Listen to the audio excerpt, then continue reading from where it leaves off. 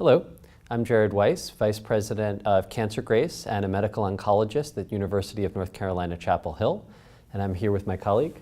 I'm Josh Bauml. I'm a medical oncologist at the University of Pennsylvania.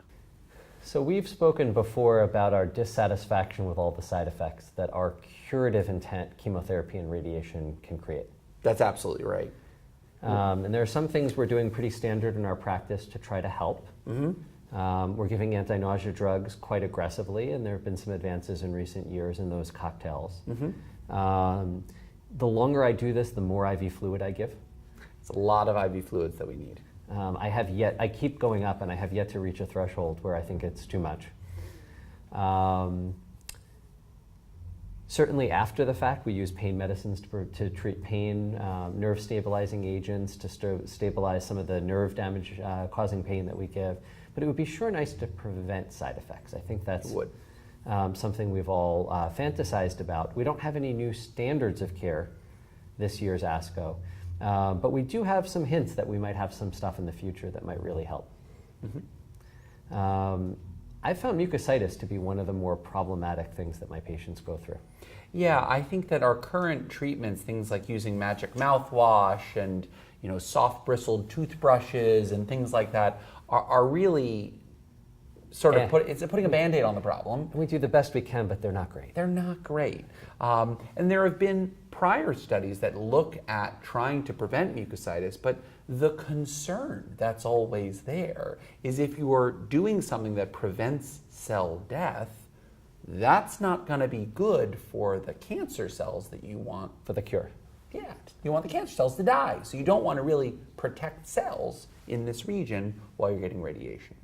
So that would actually be my criticism, my biggest criticism of the two abstracts, or not criticism, but why they're not ready for prime time yet. So what were the abstracts that they had this So the year? drug GC419. It's a license plate That's name. clear that it's ready to go prime time clinical when it has a bunch of letters and numbers. Letters and numbers. But it was a protective agent. It protected from superoxide damage to healthy cells.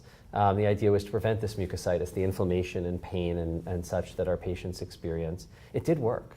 A clinically relevant, statistically significant reduction in severe mucositis, reduction in the incidence and its duration. So I think exactly what we were looking for. What we don't have yet, though, is the proof that it didn't hurt cancer outcomes or survival. And I think that that's really critical, especially given its mechanism of action. I advise my patients who are getting chemoradiotherapy to avoid high-dose antioxidants during radiation. I do Both too. radiation and chemotherapy work via oxidative stress. It doesn't feel right to have an antioxidant right in that spot, but I think if the trial data shows that it's not harming outcomes, then it's very reasonable to consider this, especially if it's helping toxicity. Because we don't want to make our patients suffer by doing this. The other one was a melatonin gel, and that one did not reach significance, but it trended the right way. Again, no proof we're not hurting people in terms of their cancer outcomes or their survival. So promising, but that's a pretty huge caveat, I think, to watch out for. And I think one of the other things that we're trying to do, and we're doing some work on this at Penn right now, is trying to adjust your radiation volumes, adjusting your radiation techniques to minimize exposure to normal, healthy tissue. So we just recently did a study amongst patients who had had surgery with good margins in a good place, not radiating the primary site if everything looked okay. And so I think that that is an exciting approach, and we'll see when the data come out to see the outcomes. But I think that that is an appealing approach to consider to minimize the toxicity. Just to finish off, there was another one looking at dermatitis. So our patients get basically an awful sunburn, right, during radiation. And it looked favorable for that outcome, but again, we're waiting on the proof that we're not hurting people. Yeah, there was another cream that was found, and this was in lung cancer among patients who are taking EGFR tyrosine kinase inhibitors, but it's relevant because what it is an epidermal growth factor cream. Okay. And the mechanism of action is it's been shown to help with wound healing. Yeah. And so there's every reason to think it's not specific to the EGFR tyrosine kinase inhibitors. It might be effective in this setting too, and I think that'd be something to look at.